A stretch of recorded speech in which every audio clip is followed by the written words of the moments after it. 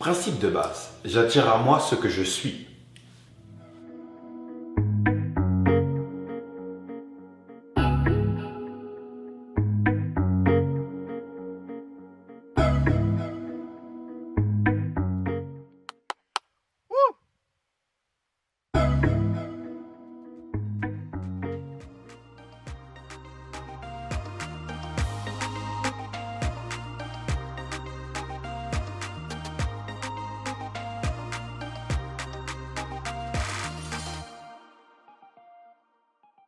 Alors bonjour à vous, aujourd'hui je suis très heureux de vous retrouver. Aujourd'hui on va parler d'un sujet que vous connaissez peut-être très bien, la loi de l'attraction. Aujourd'hui je vais vous en parler un peu différemment parce que dans la loi de l'attraction, il y a trois choses vraiment essentielles que pour moi je retiens et qu'il faut retenir pour pouvoir la comprendre et pour pouvoir l'appliquer.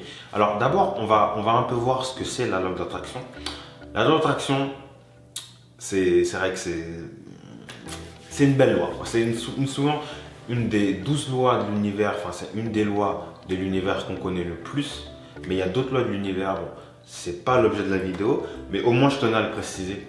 Alors la loi d'attraction, on va dire que on émet tous une vibration. On a un peu comme une radio qui émet une certaine fréquence. Donc moi, si aujourd'hui, dans ma journée, j'émets la fréquence de 87.0, je vais attirer en retour un signal de cette même fréquence, 97.0. Alors, la loi de l'attraction, elle tient dans cette phrase. Après, il y a des subtilités, bien sûr. Il y a un autre exemple que, pour vraiment la définir, j'aimerais partager avec vous, c'est on est tous récepteurs, émetteurs d'ondes. Et si dans ma vibration, dans mon état d'être, je dégage un rayonnement suffisamment positif, je vais attirer des situations, des personnes, des événements positifs.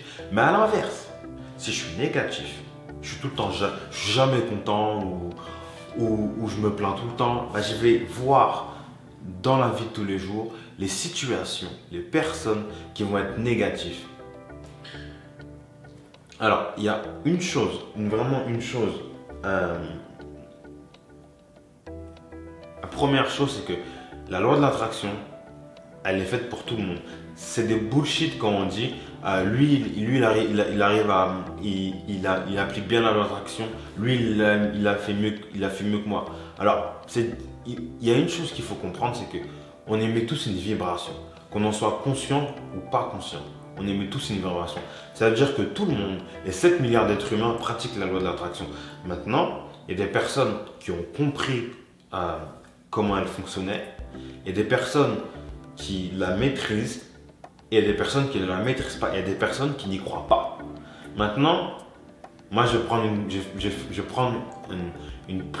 prise de position. C'est que pour moi, ignorer la loi de l'attraction, c'est comme ignorer la loi de la gravité. Après, comme je l'ai dit dans mon article, chacun est libre de ses croyances. Moi, je vous partage juste ma façon de voir la loi de l'attraction. Après, vous en faites ce que vous voulez.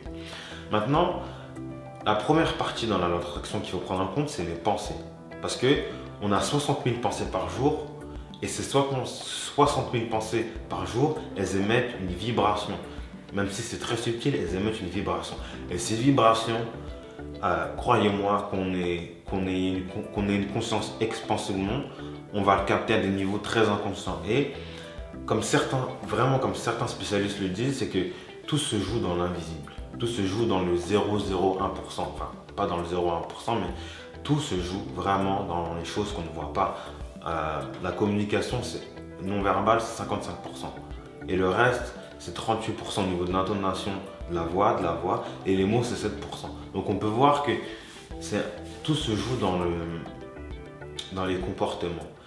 Et le fait de maîtriser ses pensées, après ça prend du temps, on ne peut pas vraiment tout maîtriser ses pensées, mais avec de l'entraînement, avec de la méditation, et surtout, il y a une chose qu'il faut prendre en compte, il y a une étude que j'ai regardée, c'est Richard Davidson, c'est un professeur de l'université du Wisconsin. Après, je ne me rappelle pas précisément de l'université, mais ils ont fait une étude sur des moines ils testaient des moines pendant leur, je crois que c'était pendant leur méditation. Et en fait, je me suis rendu compte en lisant l'étude et après les résultats, c'est que se concentrer sur une seule chose, c'est-à-dire mettre son focus pendant plusieurs secondes, voire plusieurs minutes sur une seule chose, l'attirer.